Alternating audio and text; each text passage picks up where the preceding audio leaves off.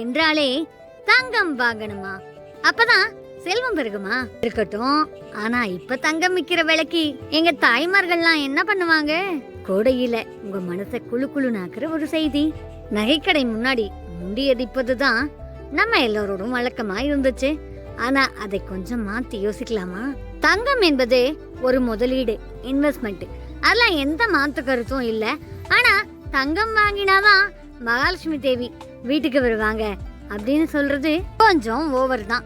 அட்சய என்றால் தீராதது, அழியாதது என்று பொருள். அப்ப அட்சய திருதியை திருநாள்ல திதியில என்ன பொருள் வாங்கினாலும் என்ன தொழில் செஞ்சாலும் அது பன்மடங்கா பெருகும் அப்படிங்கிறது தான் நம்பிக்கையும் உண்மையும் கூட.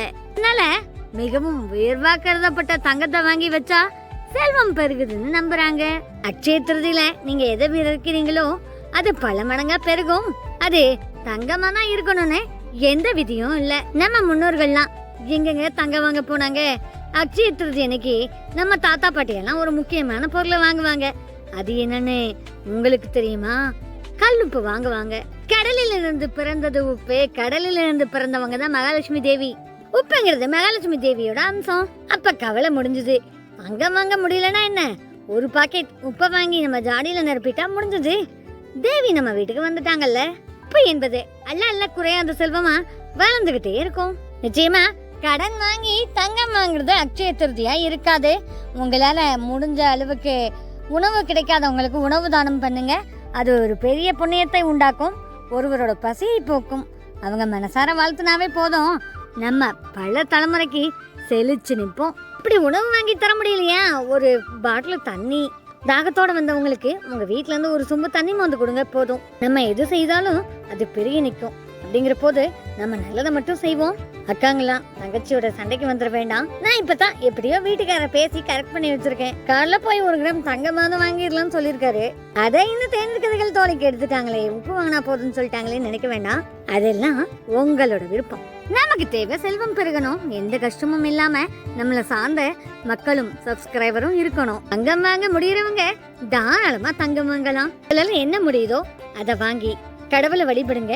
எல்லா நன்மையும் நடக்க போறதெல்லாம் உங்களுக்கு தான். மல்லிகை பூ கூட நல்ல செல்வம்னு சொல்லுவாங்க. இப்பதான் எனக்கு ஒரு ஞாபகம் வருது. அம்மா அப்பா எப்ப தங்கம் வாங்கினாலும் சரி, கூடவே கடைக்காரங்க ஒரு துண்டு மல்லிகை பூ கொடுத்துடுவாங்க.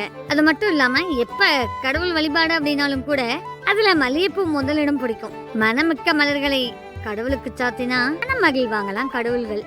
மொத்தத்துல இந்த வருடம் முழுக்க எந்தவித குறையும் இல்லாம செல்வ செழிப்போடு எல்லா மக்களும் இருக்கணும். ஒட்டுமொத்த நாடும் எந்த கஷ்டத்துக்குள்ளையும் போயிடக்கூடாது.